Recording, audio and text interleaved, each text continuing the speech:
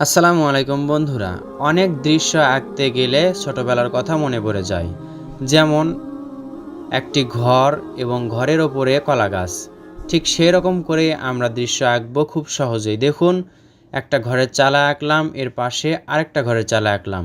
এমনভাবে আঁকবো যেটা দেখে আপনারা অতি তাড়াতাড়ি বুঝতে পারবেন এবং আঁকতে পারবেন। বারান্দাওয়ালা ঘর আঁকছি আমরা। প্রথমে ঘরের চালা এঁকে তারপর বারান্দা এঁকে নিলাম। বারান্দা আঁকার পর দেখুন, চাল থেকে বারান্দার সাথে একটা খুঁটি আঁকবো। এরপর এখানে সোজা করে দিলেই আরেকটা ঘর ওই পাশে হয়ে গেল। তাহলে দেখুন, ঘরের নিচে এটা সমান করে দিলাম, ডাবল করে দিলাম। ঘরে আমরা দরজা জানালা আঁকবো। দরজা আঁকলাম, এরপর এই পাশে জানালা আঁকবো। বারান্দাওয়ালা ঘর দেখতে কিন্তু অনেক সুন্দর লাগে। এ পাশেও একটি দরজা আঁকবো আমরা ঘরের। এখন আমরা কি করব, উপরে যেটার কথা বলছিলাম, উপরে আমরা এভাবে দাগ দিয়ে নিয়ে সহজেই কি আঁকবো, কলার গাছের পাতা। কলার পাতা কিন্তু সহজেই আঁকা যায়, এজন্য আমরা প্রায় দৃশ্যের মধ্যেই সহজেই কলার পাতাগুলো আঁকি। আর আমরা ছোটবেলায় এরকম বেশি আঁকতাম, অনেকেই আঁকতো।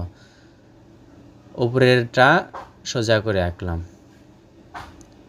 তাহলে ঘর হলো, ঘরের পিছনে কলার গাছ হলো। এখন আমরা এই পাশে গ্রামের একটা কূপ আঁকছি। নলকূপ না, এটা হচ্ছে কূপ। দেখুন, আপনারা দেখেছেন কি না, গ্রামে এরকম কূপ থাকে, নলকূপের পরিবর্তে কূপ থাকে। এই কূপ থেকে গ্রামের মানুষেরা পানি তোলে। এইভাবে দেখুন, বাঁকা বাঁকা করে দাগ দিব আমরা। আমি যেভাবে আঁকছি আশা করছি আপনারা বুঝতে পারবেন। আর এটাই সবচেয়ে সহজ নিয়ম হবে। দৃশ্য, শুধু দৃশ্য মানে কি, এটা হচ্ছে একটি সুন্দর দৃশ্য। গ্রামের পরিবেশের যেগুলো জিনিস থাকে সেগুলো দ্বারাই ফুটে তোলার চেষ্টা করছি। এখানে আমরা আঁকছি তাল গাছ। তাল গাছের শিকড়গুলো দেখুন, এভাবে আঁকলে সহজ হবে এবং সুন্দর লাগবে। উপরে আমরা তাল গাছের পাতা সহজে আঁকতে পারি। এইভাবে দুইটা দাগ দিয়ে নিচের অংশে এভাবে দুই পাশে দুইটা দাগ দিয়ে আবার একই রকম করে এটার সাথে এটা মিলে দিব, এটার সাথে এটা মিলে দিব। উপরে আমরা আবার এটা মিলে দিব। তাহলে তাল গাছ সহজেই হয়ে গেল। সোজা একটা দাগ আঁকবো আমরা, দেখুন এইভাবে। তাহলে দূরের কিনারা বা পার হয়ে গেল। উপরে আমরা গাছপালা, মানে দূরের গ্রামের গাছপালাগুলো আঁকলাম। এবার এই পাশে একটি নদী, নদীর পাড়টা আঁকলেই তো নদী হয়ে যাচ্ছে। তাহলে সুন্দর একটি দৃশ্য হচ্ছে, যা সহজেই আমরা আঁকছি। আশা করছি আপনারা বুঝতে পারবেন। দৃশ্য আঁকা শেষ, আমরা এখন কি করছি, স্কেচ করছি বা শেড দিচ্ছি পেন্সিল দিয়ে। এটা 4B পেন্সিল দিয়ে করলাম। আশা করছি আমি যেভাবে করছি সেভাবে দেখুন, করার চেষ্টা করুন, আপনাদের জন্য সহজ হবে দৃশ্য আঁকা। আশা করছি আপনারা বুঝতে পাচ্ছেন। নিচের অংশে কালো করছি। এখন আমরা এই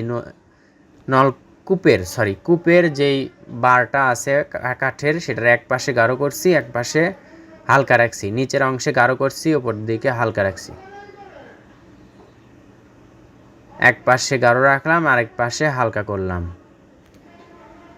এরপর কূপের মাঝে গোল জায়গায় আমরা একেবারে কালো করলাম। দেখে মনে হচ্ছে ফাঁকা। এখন দড়ি দিতে হবে আমাদের। এই দড়ি দ্বারা কূপ থেকে পানি তোলা হয় কলস দিয়ে। দূরের যে গাছপালাগুলো আছে সেগুলো নিচের দিকে গাঢ় করছি, ওপর দিকে হালকা রাখছি। আমরা করছি 4B পেন্সিল দিয়ে। চাইলে আপনারা 2B পেন্সিল দিয়েও আঁকতে পারেন। এরপর আমরা ঘরের চালের নিচের দিক থেকে ওপর দিকে এভাবে তুলে দিব। পেন্সিলের মাথাটা একটু মোটা করে নিয়ে দেখুন, নিচে ধরছি এবং ওপর দিকে এভাবে তুলে দিচ্ছি। তাহলে দেখুন, দেখতে সুন্দর লাগবে। এভাবে সাইড করে করলে আপনাদের জন্য সুবিধা হবে। ঘরের চালার কাজ শেষ। এখন আমরা দরজাগুলোতে কালো করে দিচ্ছি। কেন? কারণ দরজাগুলো একেবারে ফাঁকা, খোলা। এভাবে করার পর দেখুন, দেখতে কিন্তু সুন্দর লাগছে। এরপর বারান্দার নিচে অংশে আমরা কালো করে দিচ্ছি। 2B পেন্সিল অথবা 4B পেন্সিল দিয়ে আপনারা এভাবে করতে পারেন। নিচের অংশে, চালের নিচের অংশে আমরা হালকা করে শেড দিচ্ছি, যেন ছায়ার মতো বোঝা যায়। বারান্দাতে হালকা করে কালো করছি। দেখুন আগের থেকে কিন্তু অনেক সুন্দর লাগছে। নদীর পাড়গুলো আমরা গাঢ় করে দিলাম। এরপর চাইলে এভাবে নদীর পানিগুলো একটু ঢেউ সোজা করে রাখতে পারি পাড়ের সাথে, তাহলে বোঝা যাবে এগুলো পানি। আর আমরা কি করব, এই তো কলার গাছের এই পাতার সাইড দিয়ে একটু কালো করে দিলে দেখতে সুন্দর লাগবে। তো বন্ধুরা, অল্প সময়ে সহজ কৌশলে সুন্দর একটি গ্রামের দৃশ্য আঁকলাম। কেমন লাগলো কমেন্টে জানাবেন। ভালো লাগলে লাইক করবেন, শেয়ার করবেন। আসসালামু আলাইকুম।